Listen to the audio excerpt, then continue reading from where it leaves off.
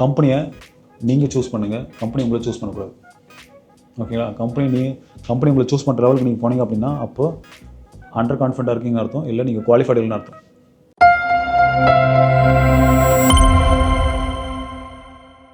நீங்கள் லிட்டரலாக you go and approach a company which is matching your skill. ஓகேங்களா? நீங்கள் தான் சேரணும் எந்த கம்பெனி நான் சூஸ் பண்ண சொல்லிட்டு. You have to wait, network பண்ணுங்கள். அந்த கம்பெனியில் இருக்கிறவங்க எல்லாம் லிங்க்டின் இருப்பாங்க இல்லையா, employees. Go network, ask for reference. Opening இருக்கான்னு கேளுங்க.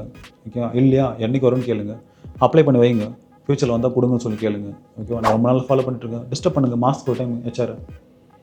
ஓகேவா? எப்படி நிறைய பேர் டிஸ்டர்ப் பண்ணிட்டு தான் இருப்பாங்க, ஆனால் பர்சனலைஸ்டு டிஸ்டர்பாக இருக்கும்.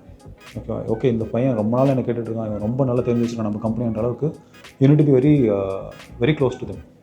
ஓகே, என்றைக்கோ ஒரு நாளைக்கு அப்ரோச் பண்ணுறது தான் எங்கள் இப்போ லிங்க்டின்ல இருக்காங்க. குறைஞ்சி ஒரு நாளைக்கு ஒரு 10 டிஎம்மாச்சும் வருது எனக்கு லிங்க்டின்ல. வேலை இருக்கா ரெஸ்யூம் டேரெக்டாக த்ரோ பண்ணுறவங்க தான் நிறைய. என்ன ஓப்பனிங்ஸ் இருக்கான்னு கூட கேட்குறது கிடையாது. ரெஸ்யூம் அமிச்சிட்டு yeah any job opening please let me வந்துட்டானுங்க. ஓகேங்களா? அவனுக்கு நான் எதாவது வேலைக்கார மாதிரி. ஓகேவா? அவனுக்கு ரிப்ளை பண்ண இதே தான் ஹெச்ஆரும் பண்ணிகிட்ருக்காங்க. ஓகேவா? நீங்கள் அப்ரோச் பண்ணுறதுக்கு முன்னாடி ஹைரிங்னு போட்டாவே குறைஞ்ச 100 ரெஸ்யூம்ஸ் வருது ஒரு நாளைக்கு. ஓகேவா? அதில் ஹெச்ஆருக்கு பிறகு பெரிய கஷ்டமே இது தான். அந்த 100 பேரில் 90 பேர் ஃபேக்காக இருக்கும். 10 பேரை கண்டுபிடிக்கிறதுக்கு ரொம்ப கஷ்டமாக இருக்குது. ஒரு நாள் ஜாப் வந்து பரவாயில்ல, இது பண்ணிடலாம். ஓகேவா? ஒவ்வொரு நாள் 100 ப்ரொஃபைலில் நீங்கள் எவ்வளோ நாளைக்கு எனக்கு பண்ண முடியாதுன்னு நினைக்கிறீங்க? தினமுமே வந்து ஃபேக்கான ப்ரொஃபைல் தான் பார்த்துட்ருக்கோம்.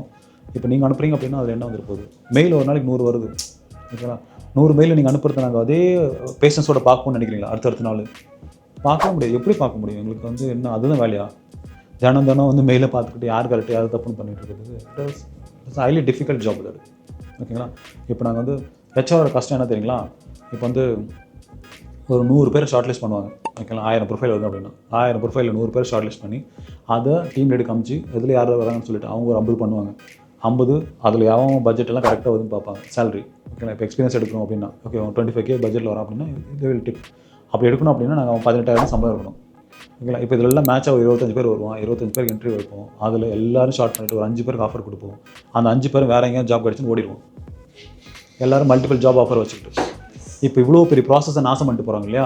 இப்போ எவ்வளோ டிப்ரெஷன் இருப்பாங்கன்னு பார்த்து பாருங்கள்.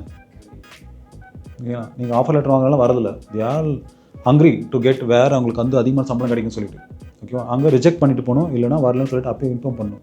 ஜாயினிங் டே அன்றைக்கி தான் வரலன்னு சொல்லுவாங்க. ஓகேவா? இப்போ அர்ஜென்ட் திருப்பி ஓடணும், அவங்களுக்கு திட்டு விடும். ஓகேவா? ஏன் கரெக்டான கிளைண்ட்டை கொடுக்க முடியலன்னு சொல்லிட்டு. ஸோ இந்த டிப்ரெஷனில் தான் ஹைரிங் ப்ராசஸே நடந்துட்டுருக்கு. நீங்கள் வந்து நினைக்கிற மாதிரி அவ்வளோ பீஸ்ஃபுல்லாலாம் அவங்க லைஃப் இல்லை. ஓகேங்களா? அப்படியே வந்து ஹையர் பண்ணாலும் ஓகே எல்லா ஆன்சர் கரெக்டாக பண்ணியிருப்பான். வந்து லைவ் ப்ராஜெக்ட் உட்கார வைக்கும்போது அடிமட்ட முட்டாள்தனமாக வேலை செய்வான். ஓகேங்களா? என்ன தான் ஷார்ட் லிஸ்ட் பண்ணாலும் கரெக்டாக ஃபேக் பண்ணியிருப்பான். ரெஸ்யூம்லையாக இருக்கட்டும், எக்ஸ்பீரியன்ஸ் லெட்டர்லையாக இருக்கட்டும், எல்லாத்துலையும் பேசுகிறது எல்லாம் அந்த வாழைப்பழம் மாதிரி பேசுவானுங்க. லைவ் ப்ராஜெக்ட் கொடுத்தா தான் தெரியும் அவங்களோட லட்சணம் என்னன்னு சொல்லிட்டு. ஓகேங்களா? அவங்கள வச்சு நாங்கள் திரும்ப சீனியரை வச்சுட்டு ஒரு நாளைக்கு 5 மணி நேரம் ட்ரைன் பண்ணுற மாதிரி இருக்கும். அது டிபெண்ட், அதுக்கே சுச்சுவேஷன் போயிடும். ஒரு மாதம் பார்ப்போம், முடியலன்னா தூக்கி போடுவோம். ஸோ இவங்க ஹெச்ஆர் கொடுத்த சம்பளமாக தண்டம். ஓகேவா? சீனியர் கொடுத்ததும் தண்டம். இவங்களை வந்து ஒரு மாதம் ட்ரைன் பண்ணதும் தண்டம். எவ்வளோ இன்வெஸ்ட்மெண்ட் தெரியுங்களா? அது ஒரு ஹெச்ஆரோட சேலரி குறைஞ்சி 30,000-40,000 இருக்குமா? இட்ஸ் ஆல் அதுக்காக தான் வந்து ஒரு மாதம் ப்ராசஸே நடந்திருக்கு இல்லையா? எவ்வளோ இன்வெஸ்ட்மெண்ட்டு. ஸோ இவ்வளோ எல்லாமே லாஸ் ஆகும். நீங்கள் கரெக்டான ஒரு கான்ஷியஸான ஒரு ரூட் மேப் உங்களுக்கு இல்லை அப்படின்னா. ஸோ ஆஃப்லைன் பேட்சோட ஒரே ரீசன் என்ன அப்படின்னா ஹைரிங் கம்பெனிஸ்க்கு உங்களை ரிஜெக்ட் பண்ணுறதுக்கான ஒரு ரீசன் கூட விட்டு வைக்கக்கூடாதுன்றது தான். ஓகேங்களா? எங்களோட நோக்கம் அதுதான். ஸோ ஒவ்வொரு பிஸ்னஸ்க்கும் லைக் ரிக்குவயர்மெண்ட் வேறு இருக்குது. இப்போ எங்கிட்ட இருக்கிற பிஸ்னஸ்க்கு எனக்கு நாலேஜ் இருக்குமே தவிர, இல்லை சோஃபார் நான் ஹேண்டில் பண்ண பிஸ்னஸ்க்கு எனக்கு நாலேஜ் இருக்கும். இப்போ எங்கிட்ட நான் ஹேண்டில் பண்ண பிஸ்னஸோட நாலேஜ் எங்கிட்ட இருக்குமானே இருக்காது. எங்கிட்ட ஃபண்டமெண்டல் தான் தெரியும். அந்த ஃபண்டமெண்டலில் வச்சு சும்மா பேசிக்காக நான் ஒரு கெஸ் ஒர்க் தான் பண்ண முடியும். கெஸ் ஒர்க்குக்கும் எக்ஸ்பீரியன்ஸான ஒர்க்குக்கும் வித்தியாசம் இருக்கு இல்லையா? அது ப்ரெடிக்டபிள் இருக்குது. நான் எக்ஸ்பீரியன்ஸாக இருந்தேன் அப்படின்னா I can give a predictable results. நீங்கள் ப்ரெடிக்ட் பண்ணாமல் ஒரு விஷயத்தை நான் பண்ணுறேன். அப்போ எனக்கும் அண்டர் கான்ஃபிடென்ட்டாக தான் இருக்கும், உங்களுக்கும் அண்டர் கான்ஃபிடென்ட்டாக தான் இருக்கும். நீங்கள் சூஸ் பண்ணது கரெக்டான ரூட்டு தான், அப்படியே போங்க. இல்லைப்பா நான் ஏஜென்சி போகணும்னு நினைக்கிறீங்க அப்படின்னா you try to learn mid scale marketing. எப்படி அப்படின்னா இப்போ வெளியே நீங்கள் செவுத்தில் நான் பெயிண்ட் அடிச்சிருப்பாங்க பார்த்துருக்கீங்களா? அட்வர்டைஸ்மெண்ட்ஸு. ஓகேங்களா? இப்போ அந்த அட்வர்டைஸ்மெண்ட் நீங்கள் பார்த்தீங்க அப்படின்னா அதிகபட்சம் ஒரு 3-4 கலர் தான் இருக்கும். எந்த செவுத்தில் நீங்கள் அடிச்சிருக்கோம், நீங்கள் மெட்ரோ செவுத்தில் அந்த இது இல்லை.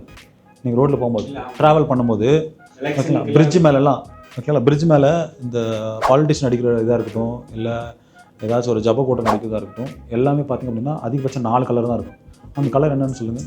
ஏன் அதே கலரை யூஸ் பண்ணிக்கிறாங்க?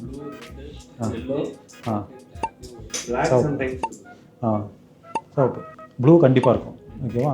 ஏன் அப்படின்னா இது ஆல்ரெடி பழக்கப்படுத்திட்டாங்க நம்ம சுதந்திர கட்சி காலத்துலேருந்து. அதை எந்த காரணத்தை கொண்டு மாற்ற மாட்டாங்க. ஸோ இப்போ நீங்கள் பண்ண வேண்டியது அதுதான். யூசர் ஆல்ரெடி மார்க்கெட்டிங்னா இது தான், செல்லிங்னா இப்படி தான் சொல்லிட்டு அடாப்ட் ஆகிருக்காங்க. அவங்கள மாற்றாமல் ஒரு மார்க்கெட்டிங் உங்களால் பண்ண முடியும் அப்படின்னா நீங்கள் மிட் ஸ்கேல் கம்பெனிக்கு சூட் ஆவீங்க. ஓகேங்களா? இல்லைப்பா நான் புதுசாக ஒரு ரெவல்யூஷன் கொண்டு வர போகிறேன் அப்படின்னு நினச்சிங்க அப்படின்னா அப்போ தான் இன்னோவேட்டிவ் மார்க்கெட்டர்ஸ் வேணும். அவங்க யாருக்கு வேணும் அப்படின்னா பிராண்டிங் கம்பெனிக்கு வேணும். இப்போ நீங்கள் சூஸ் பண்ண வேண்டியது branding company, digital marketing company கிடையாது, இல்லை கார்பரேட் கம்பெனி. நான் மிட் ஸ்கேல்னு சொல்கிறது it's a purely branding company. அவங்க ஒரு பிராண்டை எப்படி பில்ட் பண்ணணும்னு உங்களுக்கு சொல்லி தருவாங்க. ஓகேங்களா? இப்போ பிராண்ட் ஷாக் எடுத்தாலும் சரி, பிங்க் லேமினேட் எடுத்தாலும் சரி, மோஷி ஏஜென்சி எடுத்தாலும் சரி, தி all people doing branding things. ஓகேங்களா? அவங்க ஹேண்டில் பண்ணுற கிளைண்ட்ஸ் எல்லாமே பார்த்திங்க அப்படின்னா பிராண்டிங்காகவே ஒரு மாதத்துக்கு 10 லட்சம் ஸ்பெண்ட் பண்ண ரெடியாக இருக்குங்க. ஓகேங்களா? 10 லட்சத்துக்கு கொடுத்து போட்டு எனக்கு அடுத்த நாள் என்னப்பா ரிட்டர்ன் வச்சுன்னு கேட்குறவங்க கிடையாது. They are investing for branding. எந்த ஒரு ரிட்டர்னும் எதிர்பார்க்காம ஒரு இன்வெஸ்ட்மெண்ட்டை பண்ணுறானுங்க. அவங்ககிட்ட ஒர்க் பண்ணால் நீங்கள் ஃபீஸ்ஃபுல்லாக இருப்பீங்க இல்லையா?